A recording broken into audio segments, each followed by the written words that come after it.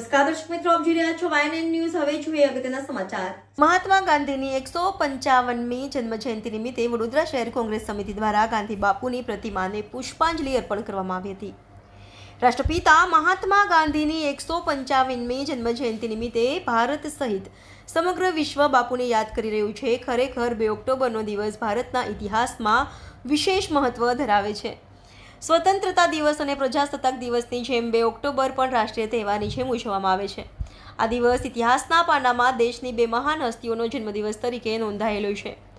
રાષ્ટ્રપિતા મહાત્મા ગાંધીનો જન્મ 2 ઓક્ટોબર 1869ના રોજ ગુજરાતના પોરબંદરમાં થયો હતો.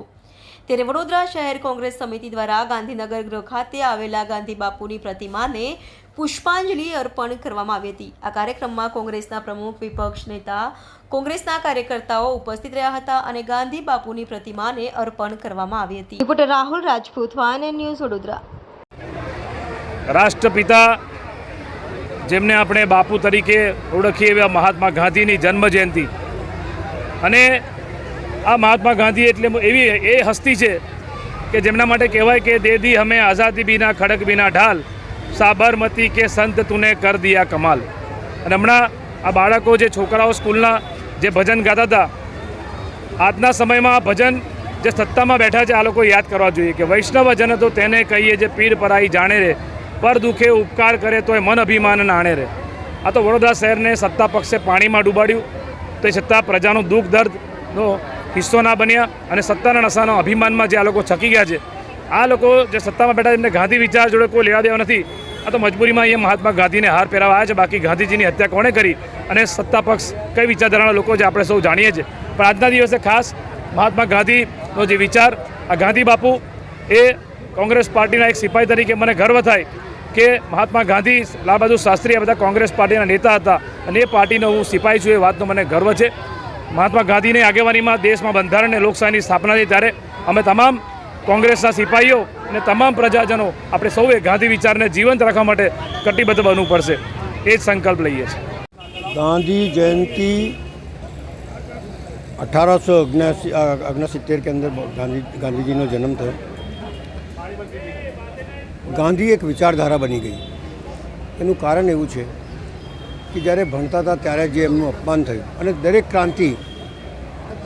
ક્રાંતિ દેશમાં જે આવી છે, દુનિયામાં જે આવી છે ક્રાંતિ, કાં અપમાનના લીધે આવી છે, કાં એનો હૃદય ઘવાયો છે ત્યારે ક્રાંતિ એક નવો જન્મ લે છે. મહાત્મા ગાંધી ભણતા હતા ત્યારે અપમાન થયું. દેશમાં આવી અને જોયું કે દેશવાસીઓનું અપમાન થઈ રહ્યું છે, એમના પર અન્યાય થઈ રહ્યો છે, એમના પર અત્યાચાર થઈ રહ્યો છે. એટલે અસહાય આંદોલન એમણે શરૂ કર્યું બિહારથી. અને પછી સૌથી મોટું આંદોલન જો એમના જીવનમાં સ્વરૂપમાં આવ્યું હોય તો એ નમક આંદોલન. એમણે જોયું કે દેશની અંદર, અમારી દેશની કુદરતી પેદાશની અંદર આ લોકો ટેક્સ લગાવ્યો છે, એટલે આ આંદોલન થયું. અને એને ત્રીજો આંદોલન થયો 1942ની અંદર ક્વિક મુવમેન્ટ, દેશ છોડો. આ 3 આંદોલને ગાંધીજી અને વિચારધારા બનાવી. એ જમાનામાં જ્યારે કોઈ બોલી શકતું નહોતું અંગ્રેજોની સામે, ગોળીઓથી વીંધી નાખતા હતા, ફાંસીને માછડે ચડાવી જતા હતા, લાઠીચાર્જ કરતા હતા, કોઈ બોલવાની હિંમત નહોતા કરતા, ત્યારે એમને એક નવી વિચારધારાનો જન્મ આપ્યો. એ વિચારધારા હતી સત્ય અને અહિંસા. સત્ય અને અહિંસાથી લાઠી ખાધી, ગોલી ખાધી, ફાંસીના માછડા પર ચાલી ગયા, પણ આંદોલન નહીં રોકાયો. અને આંદોલન એ હદ સુધી પહોંચ્યો કે અંગ્રેજો ગભરાઈ ગયા. અને 1942ની અંદર જે નારો આપેલો કે ક્વિટ ઇન્ડિયા, હું કહું સુભાષચંદ્ર બોઝે રાષ્ટ્રપિતા તરીકે એમને સંબોધેલા. કેમ કે એમની વિચારધારા મહાન હતી. આજે પણ દુનિયાના ફલક ઉપર મહાત્મા ગાંધીની વિચારધારાને મૂકવામાં આવે છે. એની વિચારધારાથી દેશમાં શાંતિ, અમન અને ચેન આવે છે. એમને સ્થાપિત કરી આલ્યું. એટલે મહાત્મા ગાંધી પૂજનીય છે, આદરણીય છે, અને એક વિચારધારા છે. લોગ રહે કે નહીં રહે, વિચારધારા ચાલતી રહેશે અને ગાંધી જીવતા રહેશે. Subscribe now and press the bell icon. Never miss an update.